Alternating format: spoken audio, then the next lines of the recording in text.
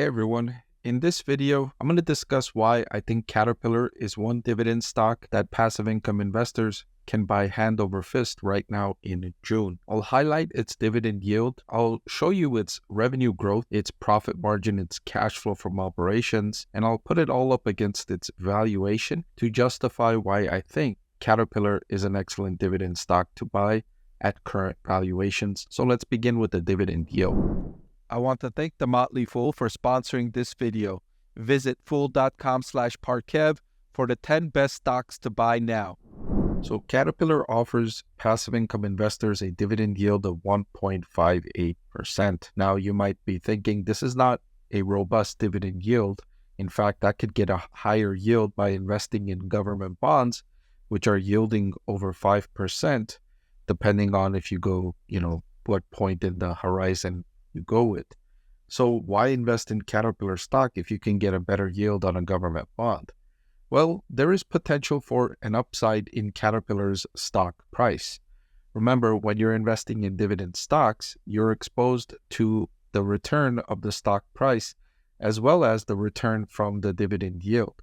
So it's just as important, in fact, more important, what the stock price is likely to do over the next years or whatever your investment horizon is for these dividend stocks, more important than whatever the dividend yield is. The dividend yield is the smaller component of your total return with most dividend stocks. Caterpillar is one of those where the total return is coming more so from the stock price appreciation than from the dividend yield. So let's take a look at the factors that could cause Caterpillar stock price to increase. One of which is the revenue growth. Now, you'll notice two things about Caterpillar's revenue growth in the last decade. Number one, the volatility. It's a cyclical business. You see the big ups and downs here from Caterpillar. And you'll notice it's recently on an uptrend, but it's likely towards the end of this upswing, and the revenue growth is likely to slow down, if not reverse lower, in the next couple of years. Still, over the longer term, you can see that its revenue increases through the cycles. $67 billion in trailing 12-month revenue in the most recent update. That's up from roughly $55 billion in 2015. Caterpillar's products are being infused with increased technology. That's increasing the return on investment for those that purchase Caterpillar's products. And so that's increasing demand for Caterpillar's products. Additionally, governments worldwide have increased spending on infrastructure, especially in the US, and that's creating a tailwind for Caterpillar's products. Now, these investments have just now started hitting the ground, and that's likely to fuel Caterpillar's revenue over the next couple of quarters at least, perhaps even the next couple of years.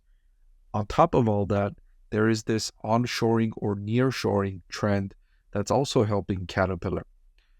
Companies worldwide are trying to diversify their supply chains away from Southeast Asia, and that's creating increasing manufacturing spending here in the US, but also in other parts of the world. So you have this wave of confluences that are increasing spending on manufacturing, and that's all, of course, good news for Caterpillar. One of the areas it generates the strongest revenue from is from increases in manufacturing. Now, Caterpillar is also generating record high operating profit margins, 20.53% in the most recent trailing 12-month period. That's up from around 10% in 2015. As Caterpillar's business grows more mature, it's already a very mature business, but as it grows even more mature, it learns how to effectively improve profitability through various economic cycles, and it's done so most impressively through this inflationary surge. Its operating profit margins have increased during that time. So while its revenue growth has been volatile, its operating profit margin has also been volatile. But just like its revenue growth, there's a long-running uptrend for its operating profit margin. Now, looking ahead over the next 5 years, the analysts on Wall Street that are following Caterpillar stock, they expect it to grow its earnings per share by 6.92% over the next 5 years. Now, that would be a significant slowdown from the 24.68% it increased its earnings per share over the previous 5 years. I suspect that the analysts following Caterpillar stock are a little bit pessimistic on the company's earnings per share forecast.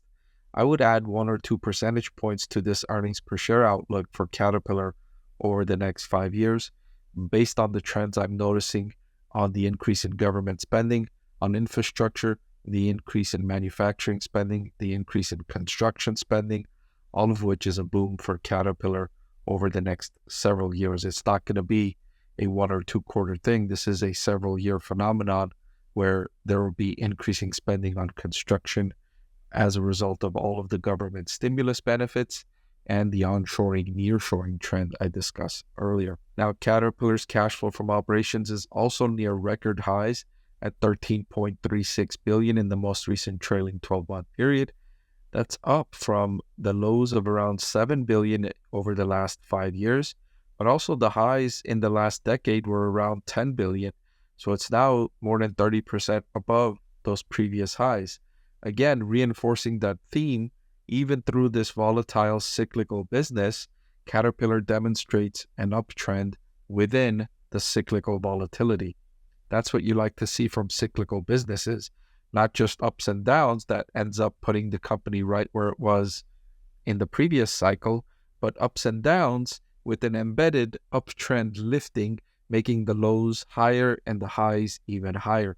And so that's what you see from Caterpillar in terms of its operating profit margin and cash flow from operations. All the while, Caterpillar is trading at a forward price to earnings ratio of 14.53. This is less than the average stock in the S&P 500, which is trading at a forward price to earnings of closer to 20. Given Caterpillar deserves a lower valuation because of the slower earnings per share growth forecasts for Caterpillar compared to the average stock in the S&P 500, which is expected to grow earnings per share closer to 11%, where Caterpillar is closer to 7 or 8% earnings per share over the next few years. Still, I think this valuation for Caterpillar, with its prospects in cash flow and operating profit margin and the underlying tailwinds lifting spending worldwide, I think is an excellent investment for passive income investors looking to generate dividend income through dividend stocks. Now, I've had Caterpillar stock rated as one of my top 10 dividend stocks to buy all year long, and I'm updating that recommendation here and reiterating that I think it's a top dividend stock to buy in 2024. Before I let you go, let me tell you about the greatest deal on YouTube. With just a click of a button, you can get free financial analysis from a professor with decades of investing experience. So what are you waiting for? Hit that subscribe button, and I'll see you again soon.